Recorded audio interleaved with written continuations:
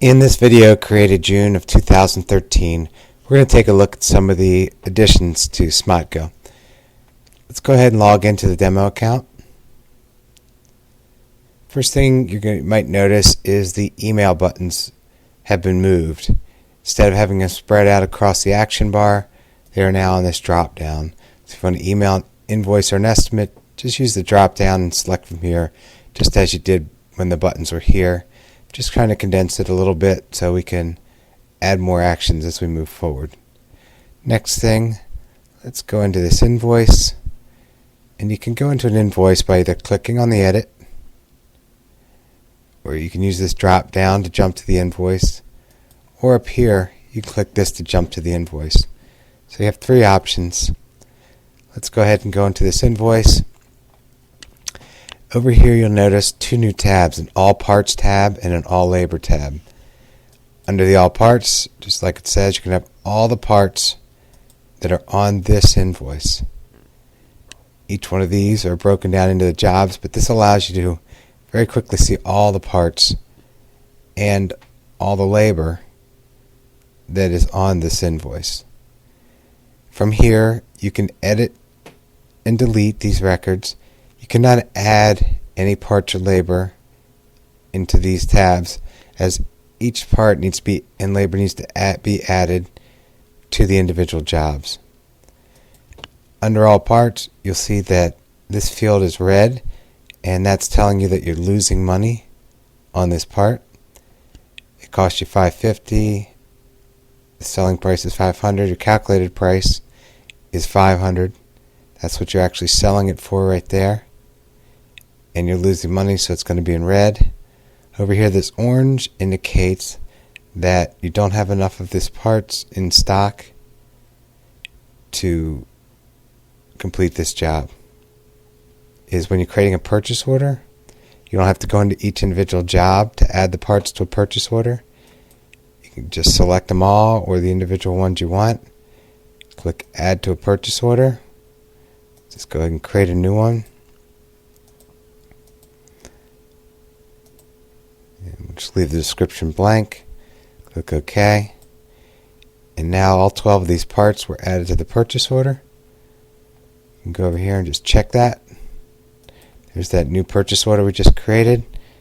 And there's all 12 parts. Let's go back to that invoice. Now let's go into a job. And under Save Jobs, the filtering works, the automatic completion of the filtering has been improved just a little bit. It fills out the year, make, and model and engine of the vehicle you're working on automatically. Now, if you change this, it will retain those settings as long as you're working on this vehicle. So let me demonstrate. Let's just knock that out. When you hit the eraser, everything to the right will clear because everything's built on year, then make, then model, then engine. So if you click any of these erasers, everything to the right is going to clear out. So let's go ahead and type in LOF, and there we go. So let's click on that one. Now, there's one more option that's been added here. This first choice copies everything from this job, parts, labor, notes, to this current job. So it doesn't remove what's there, it just adds to it. This is nice if you have two jobs you want to combine. You can put the one on there, then find the other one, hit this, and put the other one on top of that. That'll give you all the parts and all the labor from multiple jobs. Then you can go through and customize it. This will remove everything from the job and replace it with the saved job. So if you've used the wrong saved job and you just want to change it to the other saved job, just click on Copy Over the current job. And then the last choice is to copy to a new job. This creates a whole new job and copies all the parts, labor, and notes to that. And there's the preview button, which is always been there, but I'll just show you real quick what that does. Shows you the note shows you the parts, the labor on that job, in case you just want to preview it before you add it to the job or the invoice. Now let's jump back out to the invoice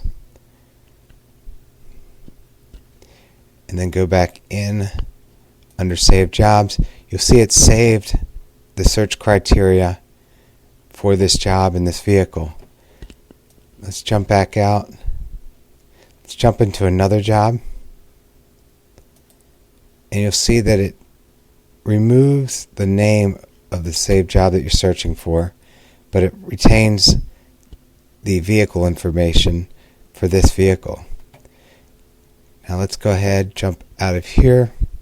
Let's just jump into another invoice and another job and a saved job, and you'll see that it now has this vehicle's information. So as long as you work on an invoice, it's going to start with the vehicle's information, then it's going to retain whatever settings you put here when you create a search, and it'll retain the name if you're staying in the same job, or to clear the name out if you go into a new job. The next thing you might notice is this new tab here, the Customer Relationship Management Marketing tab, and we've completed the first module here, Service Reminders. There are some more tools coming for customer relation management and marketing, but this is our first module. We're going to take a look at that in the next video. So tune in for that one if you want to find out how to use the service reminders. Just real quickly, there are 2 in here for you to use right out of the box with a few clicks, and then you can get into customization. There'll be 2 videos, one on the basic use and one on the more advanced use of the service reminders. We've also added a few more reports over here, and if there are any reports that you'd like to see made, email us at the contact link or at info@smotgo.com, and you can email us if you have any questions or have any suggestions of ways to improve the sites or reports you'd like to see or features that would be helpful to you. I want to explain roles real quick. You may have seen these and wonder what they are. There are 3 roles. There's administrators, there's power users, and then there's users. Administrators have access to everything on the site, and by default, when you set up your account, you're an administrator. Let's log out for just a second. Let's log back in as a power user. Now you see the power user does not have access to anything under the company info tab. Has access to everything else except for the company info and what's under that tab. They could do your marketing, inventory, appointments, home, look at reports. Let's log out and let's take a look at a user account. Now the user account is more for just the day-to-day. You do the invoicing, appointments, manage inventory, but they can't see the reports or anything under the company info tab or the marketing and customer relationship management. Let's go back and log back in as the demo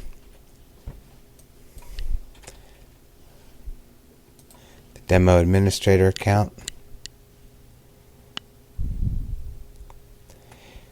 The next thing I'd like to show you, under company info, there's now over here under settings.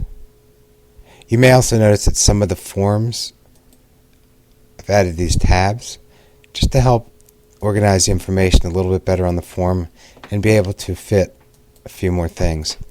There's this checkbox for ink saver. This allows you to print out your invoices, your work orders that use a little bit less ink. The original ones have used a little more ink, and it's not a big deal if you're using a laser printer, but if you're using inkjet, they tend to use a lot of ink. So you can use ink saver. Let's Let's go ahead and check that. Click OK. Let's go over here to an invoice. Let's do this one. Let's go over here and do a work request. And I'm going to go back and I'm going to change the ink saver to no. And we'll go back and do another work request. Now let's go ahead and open the early version or the original, and you'll see that these areas are dark, and I find it better. It breaks up the invoice or the pages so you can follow it a little bit easier. The ink saver gets rid of that darker background. And the last thing I'd like to show you is that you can now email the vehicle documents or files. You can do that from the vehicle information or from the invoice itself. Let's go into Tom Myers. Over here in the vehicle documents, you see we have one in there. In case you aren't quite sure how to use this, I'll go ahead and demonstrate. We're going to go ahead and create a new one, and we're going to call this an image of damage. Let's go ahead and click next. Click here to get the file. Let's go ahead and use this picture here. Now if you want to confirm that the correct file has been uploaded, you can click here to download, and that'll give you a quick preview of what you just uploaded. And then you do need to click OK to save this. So you can see we now have a DTC printout as well as a picture of some damage. And again, anytime you want to view these, you can just click the download link. And you can see those documents or those pictures. Now let's say you want to email one of these to the customer. Select the one you want to email. Click email file. And again, if you want to preview it before you send it, you can click right there. And that allows you to preview it. Now if you have an email in here for this customer, it will fill it out automatically for you. If not, you'll need to go ahead and fill in the to address. We'll just use this address, and we can select a save subject, or we can create a new one, and we can select a saved message, or we can create a new one, and we'll go ahead and send that. It'll probably take a few minutes since it's a file. Oh, there it is already. You see the email was sent, and there's the attached file. And that concludes the updates as of June 2013.